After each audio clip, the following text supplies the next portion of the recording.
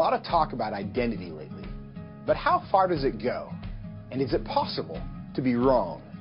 We went to the University of Washington to find out. Are you aware of the debate happening in Washington State around the ability to access bathrooms, locker rooms, spas based on gender identity and gender expression?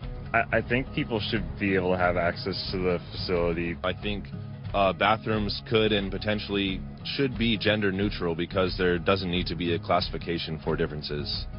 I think people definitely should have the ability to go into whichever locker room they want.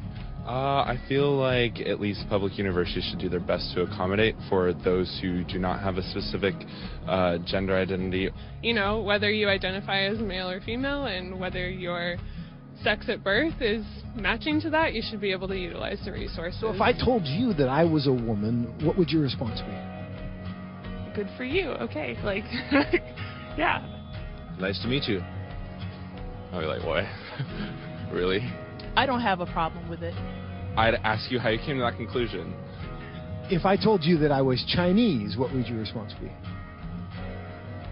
I mean, I might be a little surprised, but I'd say, good for you. Like, yeah, be who you are. I would maybe think you had some Chinese ancestor. I would ask you how you similarly came to that conclusion and why you came to that conclusion. I would have a lot of questions, just because on the outside I would assume that you're a white man. If I told you that I was 7 years old, what would your response be? I wouldn't believe that immediately. I probably wouldn't believe it, but I mean, it wouldn't really bother me that much to go out of my way and tell you no, you're wrong. I'd just be like, oh, okay, he wants to say he's 7 years old. If you feel 7 at heart, then then so be it. Yeah, good for you. So if I wanted to enroll in a first grade class, do you think I should be allowed to?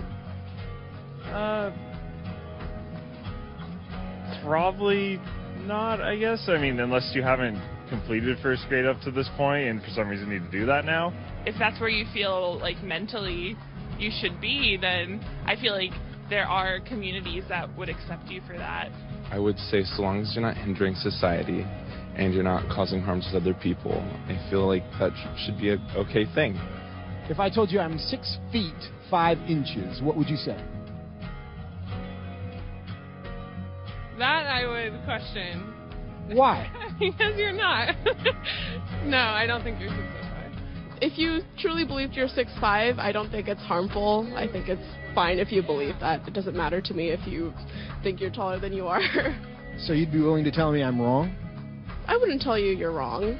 No, but I say that I don't think that you are. I feel like that's not my place as like another human to say someone is wrong or to draw lines or boundaries. No, I mean, I wouldn't just go like, oh, you're wrong, like, that's wrong to believe in it, because, I mean, again, it doesn't really bother me what you want to think about your height or anything. So, I can be a Chinese woman. You... Sure. But I can't be a 6'5" Chinese woman. Yes.